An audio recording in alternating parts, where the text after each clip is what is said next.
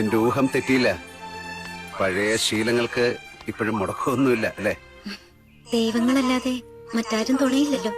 ദൈവങ്ങളെങ്കിലും ഉണ്ടല്ലോ, അത് ഭാഗ്യം. തൊഴണില്ലേ? ഇല്ല, തൊഴാൻ പറഞ്ഞ ആളെ കാത്തിരുന്നത്. ഇനി നാട്ടിൽ തന്നെ ഉണ്ടോ? എത്ര നാളെന്നറിയില്ല, എങ്കിലും കാണും. ഞാനൊരു കാര്യം പറയാനായിട്ട്.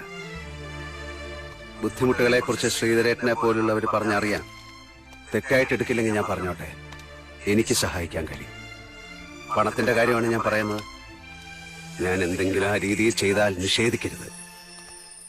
ബാലേന്ദ്രനോടാണോ ഇയാളോടാണോ ഇത് പറയേണ്ടതെന്ന് ഞാൻ ആലോചിച്ചു.